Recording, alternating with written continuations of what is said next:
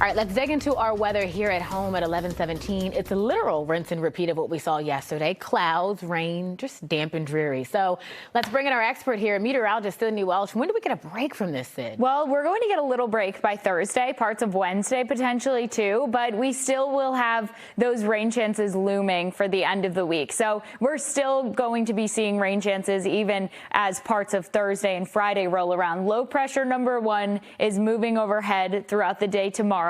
And then as we go through Thursday, mostly cloudy skies, but by Friday, our next system is going to be taking hold. So this first system, very slow moving. The second system is going to be moving a little bit quicker, and it's going to move those rain chances out of here by Saturday night, and it's going to be making for a gorgeous Mother's Day by Sunday. So we're going to be clearing things out by Sunday. High pressure finally takes control again by the time we get into the second half of the weekend, and it looks mainly dry from there. So at this time, heavy pockets of rain just north of Providence, moving into parts of southern Worcester County. It is weakening as it continues to move north, but still seeing some of those orange and even red colors showing up on the radar. Boston likely getting wet at this time in parts of southern New Hampshire, along with the South Shore as well. So heading through our next few hours, that area of rain will continue to lift north and likely make it to us by the time that we head around 1, 2, 3 o'clock. It will be a touch warmer than yesterday. Temperatures making their way to the low 60s, and the potential for an isolated thunderstorm comes into view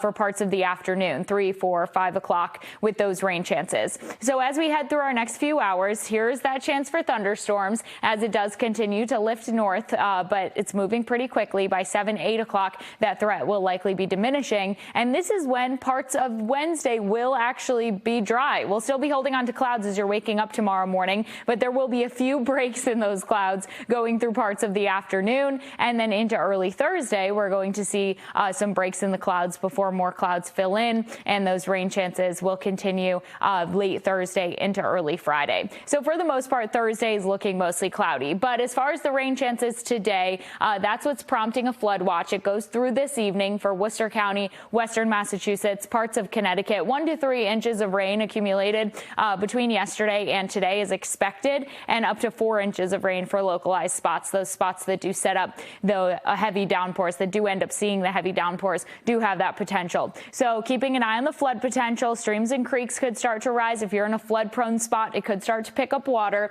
The rest of us, though, looking at these dreary skies out there, 53 degrees and a few showers, and also fog. If you're going to be driving anywhere, especially right now north of Boston, still seeing patchy and dense fog really across the area. So definitely give yourself a few extra minutes, because there's less than a mile of visibility in spots like Lawrence, and also spots like Worcester, Fitchburg, sitting at 1 mile of visibility. When all is said and done, most of us are going to be seeing 2 to 3 inches of rain over the next 7 days, but parts of central Massachusetts and southern New Hampshire could potentially get in on 3 to 4 inches of rain. So that's when the flood potential does start to increase, especially with some of those heavy downpours. 10-day forecast, so we're continuing on with these rainy conditions. Friday into Saturday will be the next round of rain after we see those rain chances for the most part clearing out for Wednesday and Thursday. It will still be a little unsettled, but compared to what we're seeing today, we'll even see some pops of sun potentially on Thursday. But by Mother's Day, low 70s, sunshine, and that sunshine will stick around